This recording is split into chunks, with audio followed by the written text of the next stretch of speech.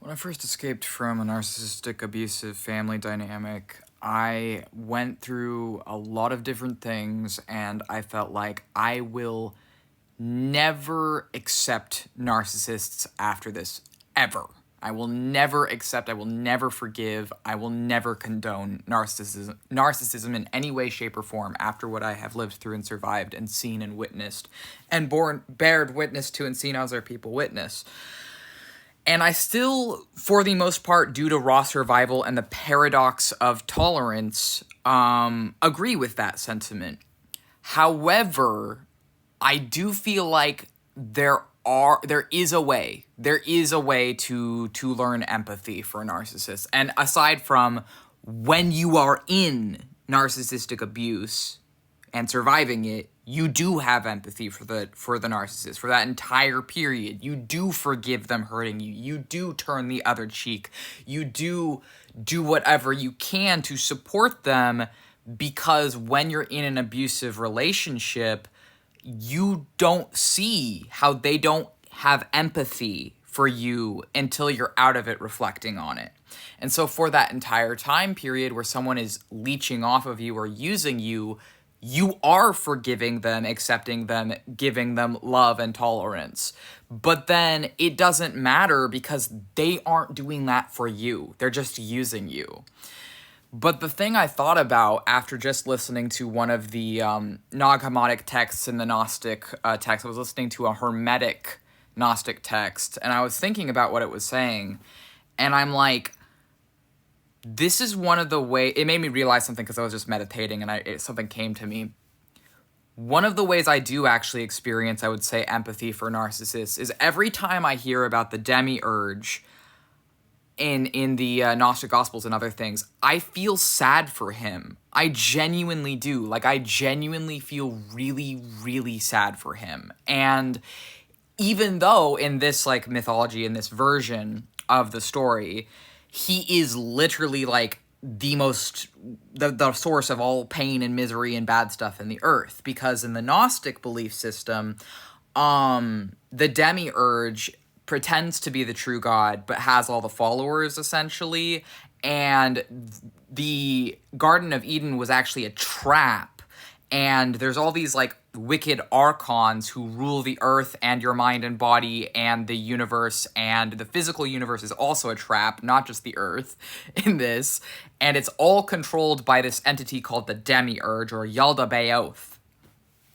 And Yaldabaoth is wicked, but like, the thing is, I feel bad for him because in this story, so in the mythology, Sophia, a god of knowledge, a goddess of knowledge, hides from the Pleroma and her, like, husband or something, and goes into, like, having a kid without permission of her husband, essentially. And this goddess has a kid that is sort of a flaw or error, and this child is sort of monstrous, and it gets hidden from all the gods and put in a world of raw primordial chaos, or a universe of chaos, to be separate from, so she tries to hide the kid, essentially. And then the Demiurge, not knowing anything outside of itself, being in a dimension of raw chaos, thinks that they are God, because they don't know anything else. They just wake up and they're in a void of chaos, and they're like, okay, I must be God. And so they make the physical universe by having sex with themselves and then birthing the universe. And then when the universe is birthed, there's all these different planets and stars, and then Earth happens, and the archons make humans in their image, and the archons are both man and woman, so they're androgynous, but they are physically both man and woman, is how they are described in some of the texts, and they have animal features as well. So they're man and woman, and they have animal features, is how the archons are described, which are the rulers of Earth, or the true gods of the Earth. And then humans are actually made in their image in this story. And then Eden was a trap or cage, And the fruit of good and evil would make them aware that they were in a cage, and then they would escape the demiurge through the knowledge of good and evil and be able to start a fresh life away from this totalitarian narcissistic god. But the thing I was thinking of, listening to like a different story, but I don't know, it's just like all captivating my imagination because I think it's really cool. The thing I was thinking of is like, that's exactly what a narcissistic parent does. A narcissistic parent doesn't want you to have knowledge of good and evil, because as soon as, you know, it can be decades. You can be living in abuse for decades like I was. In my case, it was only 20 something years, which is still most of my life. I'm 24, but there's some people where it's even longer than that. But like for me, it's like I realized I was being raised by an abusive person, and when they disowned me, I restarted my life and found truth and authenticity in my life. But for the Gnostic version of the creation myth, the knowledge of good and evil makes humans like gods, and it turns humans into gods and helps them fight against the archons that would seek to use them like a battery for the demiurge and for his own agenda. And even despite all of this and how horrible and awful all of it is, even though I cannot experience empathy anymore for human narcissists because of what they've done to me and so many other people, and because of how much blood and suffering they have caused, I can experience empathy for the demiurge, even though he's the, you know, in this mythos, the source of all of it, because I feel like he did it out of loneliness. He did it out of not just ignorance, but being essentially just like lost from his parents and them not wanting him and them creating him in chaos, not really caring about him, not really having any direction, and he's just kind of fumbling it, just kind of like going about like ruling the universe in sort of just okay, well, I'm just gonna do what I can, I guess, but it's all flawed. And I think that this is also a metaphor for like humanity and how humanity is the demiurge. I feel like we're not only the children of the demiurge, but by being the children of the demiurge, we are the demiurge. And I actually feel like the way to free ourselves is in connecting to connecting to all the spirits and all the things that they say are evil. I actually think paradoxically will prevent you from becoming a narcissist, because if you face all the forces they say are like the source of all evil, then when you understand evil, it will actually, because of knowledge and the gnosis of it, prevent you from repeating it. And that's how you break out of the cycle and your spirit reconnects to your angel form, and you ascend beyond your physical humanity and are able to escape from the confines of the physical universe.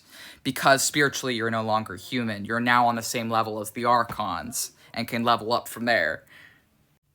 But since the demiurge was made from Sophia, the goddess of knowledge, and since humanity was made from the demiurge and the archons, but Sophia comes from the pleroma and the true god of existence that extends beyond the physical reality that comes from the primordial chaos, then in every single person there is a little shard of the pleroma, or the true god / gods. And because of that, if you connect back to that spark inside of yourself, then you're able to escape all these various different narcissistic systems, and slowly, through first you have to accept your own feelings about the stuff going on in your own life, then you have to accept the narcissists around you and get away from them, then you have to escape from like all these various different abusive systems, like how all these different minorities are treated. You have to learn about the history and see it for what it is, and then you keep going on from there until eventually you're powerful enough to leave. I mean, spiritually at least. And then, but the thing is, where the Hermetics and Gnostics differ in belief, because there is actually Hermetic Gnostic texts as well, and then it gets really fucking freaky, because the one I was just reading was talking about like how Thoth, as Hermes Trismegistus, was revealing a prophecy of the end times that is like pretty similar to like the current world, actually, but it's time. And then there was like this like demon who, like, if you had a good life and your heart was pure, you like get to move on after death. But if you did bad things, then the demon will like throw you back to the earth, and as a spirit back on the earth, you'll be suffering and it'll suck. And then I assume you reincarnate, although it doesn't say that, but I'm extrapolating. So yeah, I just really fucking love mythology and I love this stuff, but it's getting me to think about how it's all kind of giving you the symbolism of what to do to escape the prison of the earth and the prison of material suffering. And I think that in order to escape, it demands being willing to fight. I think it demands being willing to face and fight and honestly face the archons inside of yourself, outside of yourself, the human archons or false rulers of the narcissistic people in your life. And I think in doing all of these different things, you become a redeemed archon or a healed archon, and you're like a fallen angel realizing that this is hell, essentially, and then able to escape it and stop like reincarnating here, ideally, which it doesn't actually talk about the reincarnation part yet, but I believe in reincarnation too, and I feel like it would make sense if like you were just kept reincarnating, then all the different things, it all just kind of comes together, I feel like.